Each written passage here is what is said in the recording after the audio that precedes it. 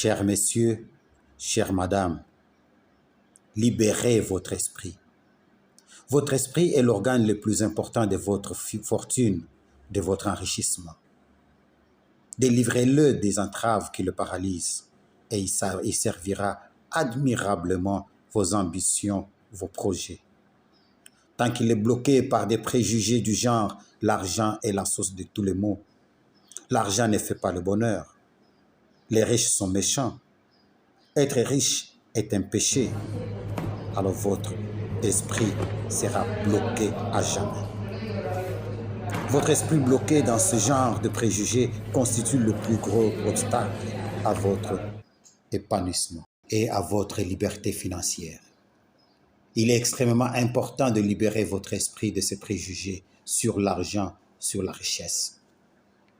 Que votre conscience fasse la paix avec elle-même au sujet de l'argent, au sujet de la richesse. Votre esprit doit savoir qu'il travaille pour un but noble et légitime.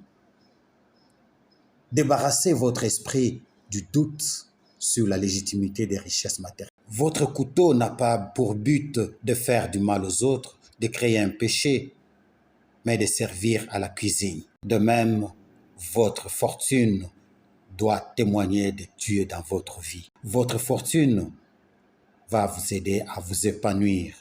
Voilà son but. Voilà le but noble de votre fortune et sa légitimité. Retenez qu'il n'existe pas de richesse purement matérielle. Matière et esprit sont deux aspects d'une même réalité. L'énergie sous les vibrations différentes. Assurez-vous que l'esprit et la matière sont en parfaite harmonie dans votre fort intérieur. Cela vous permettra de développer l'attitude favorable aux révélations qui vous sont faites et à leur mise en pratique.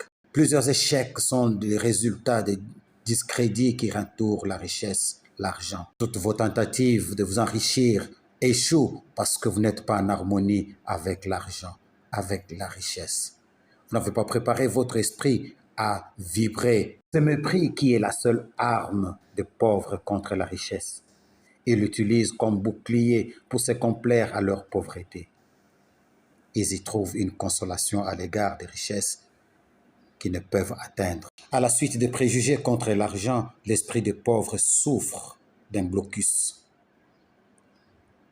Un blocus réel contre l'argent, contre la fortune. Libérez votre esprit des préjugés et devenez riche. Car posséder et jouir des biens terrestres est un hymne à la magnificence du Créateur. Les paroles de renoncement ne s'attaquent pas à la possession des richesses. Elles s'adressent plutôt à l'esprit qui ne doit pas oublier d'autres réalités importantes. Dans la recherche de la richesse, l'esprit ne doit pas sacrifier toutes les valeurs à la réussite.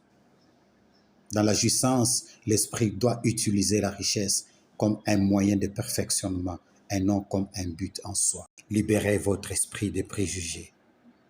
Libérez votre esprit des paradigmes contre l'argent, contre la richesse, contre la fortune. Vous devez viser de vous enrichir pour témoigner de Dieu dans votre vie personnelle. Une race dont l'esprit n'est pas ouvert aux grandes fortunes est condamnée à demeurer au stade précoce. La première condition d'acquisition de la richesse est d'être éveillé d'esprit et libéré mentalement. Avoir un esprit éveillé, vigilant et en alerte à l'égard des richesses et de l'argent. Avec un esprit positif, on ne peut éviter de créer des richesses par le travail. Primum manducare de inde philosophare. Primum vivere de inde philosophare. Manger d'abord et philosopher après. Vivre d'abord et philosopher après. Voilà, c'est tout pour aujourd'hui. Vous êtes de plus en plus nombreux à vous abonner et nous vous remercions sincèrement. Continuez de partager pour élargir le cercle d'entrepreneurs bâtisseurs de richesses, bâtisseurs de fortune pour l'Afrique, en Afrique, pour faire de l'Afrique une Afrique puissante. L'argent n'est pas un péché. Être riche n'est pas un péché. C'est un moyen pour jouir de la beauté de la vie. Le couteau sert à couper viande et légumes à la cuisine et non à tuer les gens. L'argent sert à jouir de la beauté de la vie. Que Dieu vous bénisse abondamment et à très bientôt.